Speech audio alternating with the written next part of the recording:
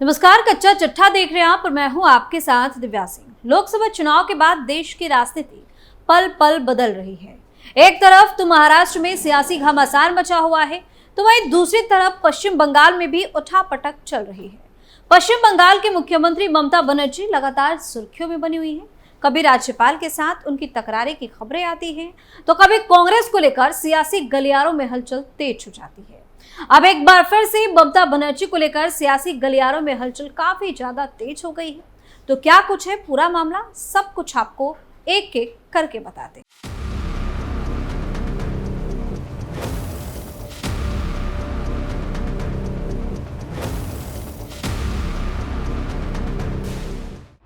ममता बनर्जी की फिर से बड़ी मुश्किलें। कांग्रेस को लेकर क्या फैसला करेंगी ममता बनर्जी? क्या कांग्रेस पुराने साथी का हाथ छोड़ेगी? कैसे पश्चिम बंगाल में बदल रहे सियासी समीकरण?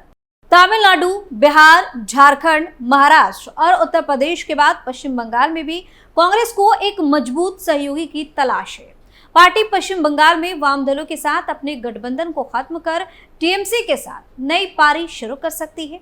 पार्टी की कोशिश है कि आगामी विधानसभा चुनाव में टीएमसी और कांग्रेस का गठबंधन में चुनाव मैदान में उतरे। लोकसभा चुनाव में टीएमसी ने राज्य में बेहतरीन प्रदर्शन किया है। टीएमसी जहां 29 सीट जीतने में सफल रही, वहीं कांग्रेस को सिर्फ एक सीट मिली। कांग्रेस और लेफ्ट मोर्चा ने गठबंधन में चुनाव लड़ा था, पर लेफ्ट का खाता तक नहीं खुल सका। इसके साथ ही दोनों के वोट प्रतिशत में काफी ज्यादा गिरावट भी आई। ऐसे में कांग्रेस और लेफ्ट दोनों में गठबंधन को लेकर दोबारा सोचने की मांग उठ रही है। कांग्रेस के एक वरिष्ठ नेता ने कहा कि लेफ्ट के साथ हम विधानसभा और लोकसभा चुनाव लड़ चुके हैं और परिणाम भी हमारे सामने है। ऐसे में हमें नए सिरे से अपनी रणनीति पर विचार करना चाहिए।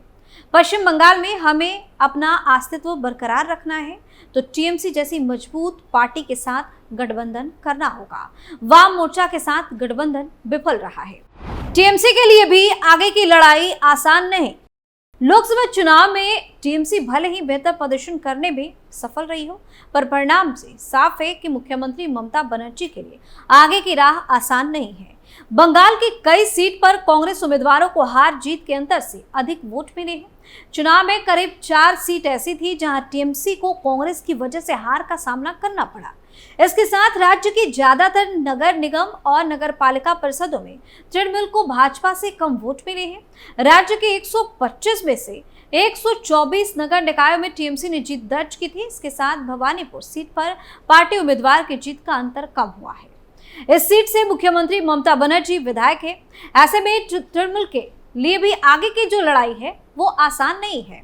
टीएमसी लगातार यह कहती रही है कि पश्चिम बंगाल में कांग्रेस के साथ अधीर रंजन चौधरी की वजह से गठबंधन नहीं हो सका। पार्टी के एक वरिष्ठ नेता ने कहा कि प्रदेश अध्यक्ष के पद से अधीर रंजन अपने इस्तीफे की पेशकश कर चुके हैं।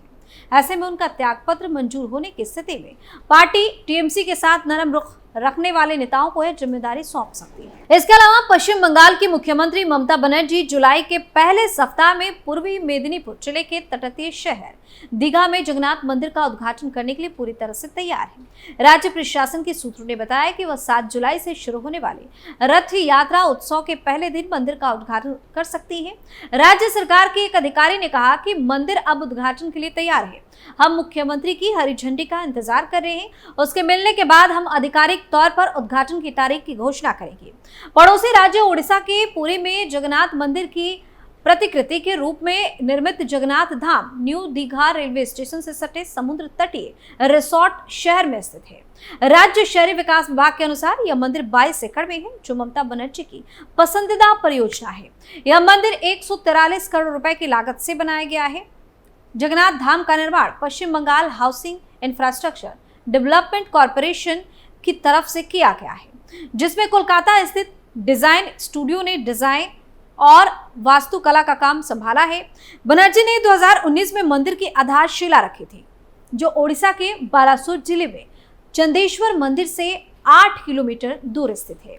उस समय उन्होंने दावा किया कि उन्हें उम्मीद है कि मंदिर में पुरी के मंदिर के बराबर भीड़ होगी और कहा कि पर्यटकों को दीघा के समुद्र तटों पर पुरी की तरह ही सुविधाएं भी मिलेंगी। बता दें कि बंगाली हिंदुओं का भगवान जगन्नाथ के साथ गहरा संबंध है। वो 12वीं शताब्दी से चला आ रहा है। जब संत और समाज सुधारक चैतन्य महाप्रभु ने पुरी मंदिर का दौरा किया था, तब से पुरी सभी सामाजिक वर्गों के बंगाली भक्तों के लिए एक लोकप्रिय तीर्थ स्थल रहा है। जगन्नाथ रथ यात्रा पूरे बंगाल में एक लोकप्रिय त्योहार है। तब से पुरी सभी सामाजिक वर्गों के बंगाली भक्तों के लिए लोकप्रिय तीर्थ स्थल रहा है। जगन्नाथ रथ यात्रा पूरे बंगाल में एक लोकप्रिय त्योहार है। ब्रिटिश शासन के दौरान कई बंगाली वर्तमान उड़ीसा में बस गए। उन्होंने बंगाली पर्यटकों और तीर्थयात्रियों के लिए धर्मशालाएं और होटल बनवाए, जिससे पुरी की तीर्थ यात्रा के साथ साथ पर्यटन के लिए भी पहचान बढ़ने लगी। यह पहली बार नहीं है जब ममता ने हिंदू धर्मावलंबियों तक पहुंचने के लिए कोई परियोजना लागू की हो या इस तरीके का कदम उठाया हो। पिछले कुछ वर्षों में लगातार मुस्लिम तुष्टीकरण का आरोप झेलने के बाद पश्चिम बंगाल की सीएम ने कई बार समुदाय तक पहुंचकर इसे संतुलित करने की कोशिश की है और यह सुनिश्चित करने की कोशिश की है कि उनका समर्थन खंडित ना हो, जिससे भाजपा की हिंदुत्व की चाल को कुंद किया जा सके। 2020 में बनर्जी ने 8000 गरीब सनातन ब्राह्मण पुजारियों के लिए 1000 रुपए मासिक भत्ता और मुफ्त आवास की घोषणा की थी। पिछले कुछ सालों में टीएमसी सरकार ने दुर्गा पूजा समितियों को वित्तीय सहायता और बिजली शुल्क सब्सिडी भी प्रदान की है।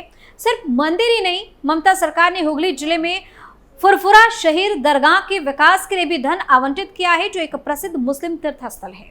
2021 के विधानसभा चुनाव के प्रचार के दौरान पश्चिम बंगाल के सीएम को हर दिन चंडी पाठ करने का दावा करने के बाद विपक्ष की आलोचना का सामना करना पड़ा था। टीएमसी प्रवक्ता जयप्रकाश मंजुमदार ने कहा कि पुरी में श्री जगन्नाथ मंदिर का ऐतिहासिक महत्व है। इसने सदियों से बंगाल के लोगों को आकर्षित किया है। बंगाली होने के नाते हम पुरी या श्री क्षेत्र को अपने जीवन का हिस्सा मानते हैं। ममता बनर्जी को एहसास हुआ कि बहुत से लोग पुरी नहीं जा सकते, लेकिन घर के नजदीक दीघा एक समुद्र तटीय पर्यटन स्थल है, तो यहाँ जगन्नाथ मंदिर क्यों नहीं बनाया जाए। यह एक नेक विचार है। दीघा में इस मंदिर के बनने से दक्षिण भारत के कई तीर्थ स्थलों की तरह धर्म और पर्यटन साथ साथ चलेंगे। इसे तरह से देखें तो पर्यटकों को आकर्षित करने के लिए उन्होंने धर्म को एक आकर्षण के रूप में जोड़ा है। भाजपा पहले ही ममता बनर्जी प्रशासन पर करदाताओं के पैसे से धार्मिक संरचना बनाने का आरोप लगा चुके हैं। नवंबर 2023 में विपक्ष के नेता शिवेंदु अधिकारी ने कहा कि राज्य सरकार मंदिर नहीं बल्कि एक सांस्कृतिक केंद्र बना रही है। उन्होंने कहा कि संविधान हमारी संस्थाओं द्वारा धार्मिक स्मारकों के निर्माण के लिए करदाताओं के पैसे के इस्तेमाल पर रोक लगाता है। उस समय उन्होंने कहा था कि ना तो पश्चिम बंगाल सरकार और न ही उनकी एजेंसियों के पास मंदिर निर्माण के लिए कानूनी या धार्मिक अधिकार है। उन्होंने एक समानता बनाते हुए बताया कि कैसे केंद्र और यूपी सरकारों ने अयोध्या में राम मंदिर के निर्माण के लिए धन नहीं दिया, जिसे श्री राम जन्मभूमि तीर्थ क्षेत्र ट्रस्ट द्वारा प्राप्त दान के माध्यम से बनाया गया था। यानी कुल मिलाकर अगर देखा जाए तो एक तरफ तो कांग्रेस ममता बनर्जी के लिए क्या क्या अपने पुराने साथी को छोड़ेगी, ये बड़ा सवाल है, तो वहीं दूसरी तरफ ममता बनर्जी लोकसभा चुनाव के बाद मंदिर पॉलिटिक्स को भी काफी तेजी के साथ अंजाम देती नजर आ रही है। हालांकि ममता बनर्जी की इस मंदिर पॉलिटिक्स का कितना फायदा होगा ये तो आने वाला वक्त ही बताएगा, लेकिन जिस तरह से सियासी समीकरण बदल रहे हैं वो कहीं ना कहीं विपक्षी पार्टियों के लिए टेंशन जरूर पैदा कर रहे हैं। कच्चा चिट्ठा में फिलहाल के लिए इतना ही। बाकी खबरों के लिए आप देखते रहिए कैपिटल टीवी। नमस्कार।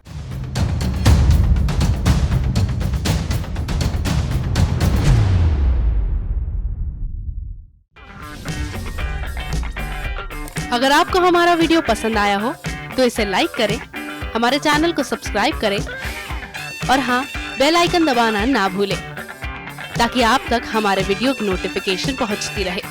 आप अपना सुझाव हमें कमेंट बॉक्स में दे सकते हैं। हमारे साथ जुड़ने के लिए शुक्रिया।